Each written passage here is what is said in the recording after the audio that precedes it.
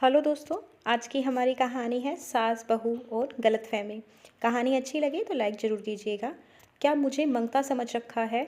वो तो आपको अपना समझकर मांग लिया था, मगर आपका दिल तो बहुत छोटा निकला। ऐसा मत कहो अंजलि, पिछली बार मैंने तुम्हें लहंगा दिया था, तुमने पार्टी में खाने पीने के दाग लगा कर खराब कर दिया था। उसके बावजूद भी मैंने अपनी सबसे सुंदर सैंडल दी थी, वो भी तुम तोड़ कर ले आई थी।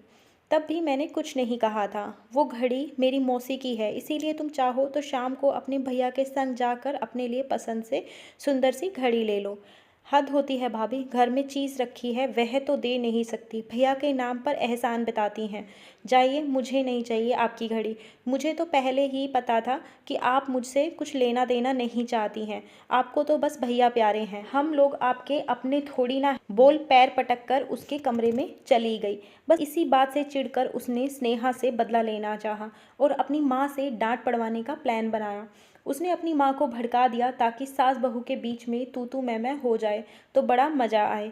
गुस्से से प्रमिला जी स्नेहा के कमरे में पहुंची तो देखा एक डिब्बा पलंग के सिरहाने रखा हुआ था, जिसे देख उनका शक यकीन में बदल गया कि रोहित स्नेहा के लिए छुपा कर कुछ खाने के लिए लाया था।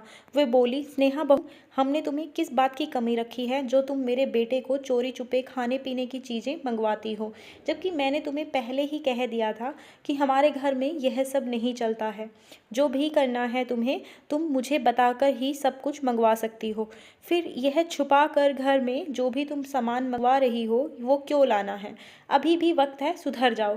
स्नेहा अचानक से अपनी सासू माँ की बातें सुनकर हड़बड़ाते हुए बिस्तर से उठी और बोली, माँ जी आप ये क्या कह रही हैं? मुझे कुछ समझ नहीं आ रहा है। तुमने मेरे बेटे को गुलाम जो बना लिया है, अब तुम जैसे चाहोगी वैसे ही तो वो नाचेगा। और इस घर में कल को दो चूल्हे भी हो जाएंगे, क्योंकि तुम्हें हमारी रसोई का खाना भी तो पसंद नहीं आता है, इसीलिए चुगली कर अपने पति से छुप कर खाना मंगवाती हो। सही कहते हैं लोग, आजकल की लड़कियां सास ससुर के नियम कायदे में रहना नहीं चाहती हैं, उनकी सेवा नहीं करना चाहती हैं। बस उन्हें तो अपना पति प्यारा है, उसे कब्जे में रखने के लिए और करने के लिए साम दाम दंड भेद लगा देती हैं।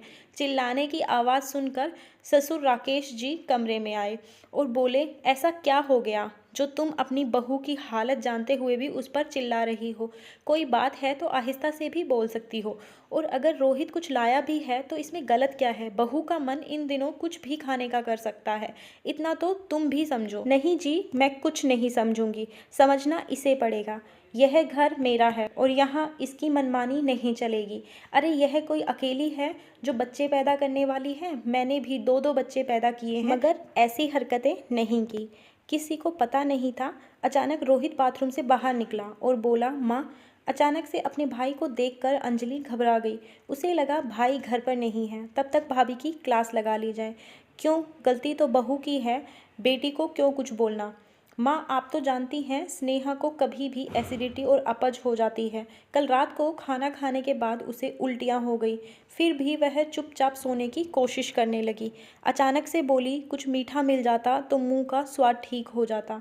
तो मैंने सोचा आपको जगाकर आटे का हलवा बनवा लूँ, पर देखा आप सो रही थी, इसीलिए मैं खुद उसके लिए गाजर का हलवा बाजार से ले आया था।